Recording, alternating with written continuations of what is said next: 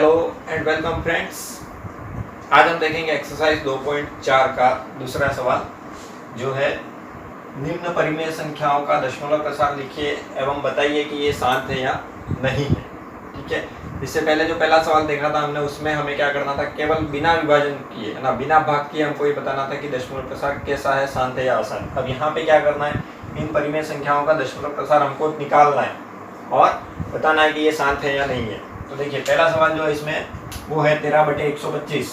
तो हमें क्या करना है, यहाँ पे इसका दशमलव प्रसार निकालने के लिए 125 का 13 में भाग लगाना है। ठीक है, तो 125 का हम क्या करेंगे, यहाँ पे 13 में भाग लगाएंगे। अब 125 जो है वो बड़ी संख्या है 13 से, तो इसका भाग नहीं जाएगा। तो हम क्या करेंगे, यहाँ पे एक दशमलव लगा के यहाँ पे एक जीरो उतारेंगे। तो ये कितना हो गया, 130 हो गया। अब 130 जो 125 से बड़ी संख्या है, इसलिए 125 का अब 130 में भाग जा सकता है। तो 125 का 130 में भाग लगाएंगे तो ये कितनी बार जाएगा, एक बार। ठीक है, फिर इसको अगर हम माइनस कर दें तो कितना बचता है, 5। 130 में से 125 घटा दिया, 5 बचा। अब यहाँ 5 जो है वो 125 से बहुत छोटी संख्या है, उसमें भाग नहीं जाएगा। तो फिर यहाँ दशमलव से एक जीरो यहाँ पे उतारेंगे, 50 हो गया।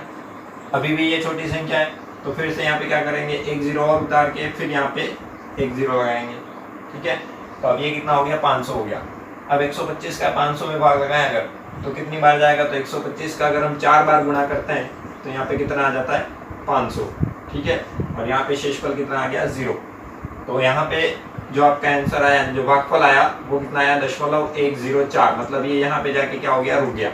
तो जब किसी भी संख्या का किसी संख्या के अंदर पूरा अगर भाग चला जाता है और वहाँ शेषफल 0 आ जाता है और जो भागफल एक सीमा तक जाकर रुक जाता है, तो इसका मतलब उसका दशमलव प्रसार जो है वो कैसा होता है, शांत होता है। तो यहाँ पे इसका दशमलव प्रसार जो है वो कैसा है, शांत दशमलव प्रसार है।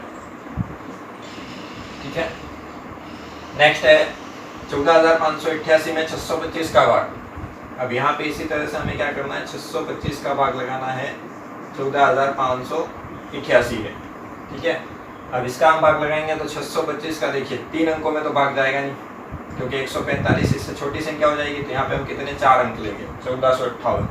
तो 625 का 1458 भाग लगाएंगे, 2 बार जाएगा, तो ये जाएगा कितना, 1250। ठीक है, अब इसको घटाएंगे, 8 में से 0 गए 8, 5 में से 5 गए 0, 4 में से 2 गए 2। ठीक है, कितना बचा, 208। अब फिर यहाँ ऊपर से जो 8 बचा है उसको यहाँ उतार लो, तो कितना हो गया, 2088 हो गया। अब इसमें 625 का फिर 2088 में भाग लगाएंगे तो ये लगभग 3 बार जाएगा, ये आएगा 1875। ठीक है, फिर इसमें से इसको घटाएंगे, 8 में से 5 गए 3, 8 में से 7 गए 1 और 20 में से 18 गए 2। अब कितना बचा, 213। अब 213 में फिर से हम क्या करेंगे, 625 का भाग लगाएंगे। तो अब यहाँ पे भाग जो है वो 213 में जाएगा नहीं, तो यहाँ पे क्या करेंगे, पॉइंट लगा के फिर यहाँ पे एक जीरो उतारेंगे। तो कितना हो गया, 2130 हो गया। तो ये भी लगभग फिर से वापस कितनी बार जाएगा, 3 बार। ठीक है, फिर इसको घटाएंगे, 10 में से 5 गए 5, 12 में से 7 गए 5, 10 में से 8 गए 2। ठीक है, तो ये कितने बच गए, 255। अब 255 में फिर से हम क्या करेंगे, फिर यहाँ पे जीरो उतार के फिर से 625 का भाग लगाएंगे। तो 625 का इसमें भाग लगाएंगे तो ये जाएगा आपके लगभग 6 चक 24 और 25 चक 100, यानी कि 4 बार। तो 4 बार करेंगे हम तो ये आ जाएगा कितना, 2500। ठीक है, फिर यहाँ पे इसको घटाएंगे, 0 5 का 5 और तो कितना बचा, 50। ठीक है, अब 50 में भाग जाएगा नहीं, तो फिर यहाँ पे पॉइंट से एक जीरो उतारेंगे, 500 हो गया। अब 500 भी अभी इससे छोटी संख्या, तो फिर यहाँ पे एक जीरो लगा के फिर एक जीरो उतारेंगे, तो ये कितना हो गया, 5000। तो देखिए 625 का हमने 4 बार किया तो कितना है, 2500 है। तो अगर 8 बार गुणा करेंगे 625 का तो कितना आ जाएगा, आपके 5000 आ जाएगा। ठीक है, और यहाँ पे शेषफल कितना आ जाएगा, 0। तो इसका मतलब यहाँ पे 8 पे जाके जो भागफल जो है वो क्या हो गया, रुक गया, पूरा हो गया। तो इसका मतलब ये भी दशमलव प्रसार जो है वो कैसा है, शांत है। ठीक है, नेक्स्ट है 49/500। तो 500 का क्या करना है, हमें 49 में भाग लगाना है। ठीक है, अब 500 को 49 में भाग जाएगा नहीं, तो हम क्या करेंगे, यहाँ पे दशमलव लगा के एक जीरो उतारेंगे, 490 हो गया। अब 490 भी अभी भी छोटी संख्या इससे, तो यहाँ पे फिर से एक जीरो लगा के एक और जीरो उतारेंगे। अब हो गया ये 4900। अब 500 का इसमें भाग लगाएंगे तो कितनी बार जाएगा, 5 9 45, 9 बार, तो 4500 आएगा। फिर इसको घटाएंगे तो यहाँ पे 0, 9 में से 5 गया, 4 बचे। ठीक है, अब 400 में फिर से भाग जाएगा नहीं, तो फिर यहाँ पे दशमलव से 1 0 उतारेंगे, 4000 हो गया। अब इसका भाग लगाए कितनी बार जाएगा, 5 8 40, यानी कि 8 बार करेंगे तो ये कितना आ जाएगा, 4000, और शेषफल यहाँ पे कितना आ जाएगा, 0। तो इसका मतलब इसका भी जो दशमलव प्रसार है वो कैसा है, शांत है। ठीक है, अब इसमें आपके लास्ट जो तीसरा सवाल है एक्सरसाइज 2.4 के अंदर,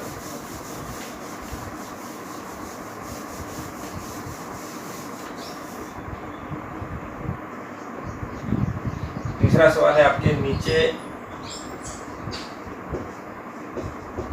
दर्शाए दशमलव प्रसार के लिए, नीचे दर्शाए दशमलव प्रसार के लिए निर्धारित कीजिए कि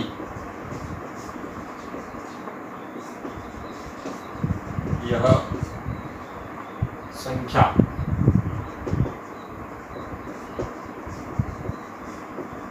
परिमेय संख्या है या नहीं। ठीक है, अब यहाँ पे हमको ये डिसाइड करना है कि जो नीचे दी गई संख्याएं हैं उनका जो दशमलव प्रसार दिया हुआ है उसमें हमें ये बताना है कि ये संख्या परिमेय संख्या है नहीं, मतलब दशमलव प्रसार में दिया हुआ उसके आधार पे हमें बताना है। जैसे पहला यहाँ पे दिया हुआ है 0.1200 1200 120000 120000। ठीक है, अब देखिए इसके अंदर अगर हम देखें, अब ये जो दशमलव प्रसार दे रखा है, अब इसको अगर हम ध्यान से देखें तो देखिए यहाँ पे दशमलव के बाद क्या आ रहा है, 1 2 0। ठीक है, अब यहाँ अगर इन 3 अंकों को देखें तो यहाँ 3 अंकों की पुनरावृत्ति 1 2 0 1 2 0 1 2 0 ये तो सब जगह हो रही है, लेकिन दिक्कत क्या है कि जैसे 1 2 0 के बाद यहाँ पे भी 1 2 0 आ रहा है, लेकिन यहाँ पे 1 0 क्या हो गया और बढ़ गया। फिर यहाँ तीसरे स्टेप में देखें तो यहाँ पे फिर 1 0 बढ़ गया और यहाँ पे फिर 1 0 बढ़ गया, मतलब यहाँ पे निश्चित अंकों की पुनरावृत्ति नहीं हो रही। अगर यहाँ पे सिर्फ 1 2 0 1 2 0 इन्हीं अंकों की पुनरावृत्ति होती तो इसका मतलब ये दशमलव प्रसार कैसा कहलाता, अशांत आवर्ती कहलाता। लेकिन यहाँ पे क्या हो रहा है कि एक एक 0 जो है वो बढ़ता जा रहा है, मतलब निश्चित अंकों की पुनरावृत्ति नहीं हो रही है। तो इस प्रकार का जो दशमलव प्रसार जो होता है वो कैसा कहलाता है, अशांत अनावर्ती कहलाता है। कैसा कहलाता है, अशांत अनावर्ती। और जिस संख्या का दशमलव प्रसार अशांत अनावर्ती होता है वो संख्या जो होती है वो कैसी होती है, अपरिमेय संख्या होती है। तो ये कैसी संख्या है, अपरिमेय संख्या है। ठीक है, क्लियर है। अब दूसरा सवाल जो है इसमें 43.1 2 3 4 5 6 7 8 और 9। ठीक है, अब देखिए इसके अंदर अगर हम देखें तो यहाँ पे जाके 9 पे जाके ये भागफल जो है वो क्या हो गया, रुक गया, इसका मतलब है ना।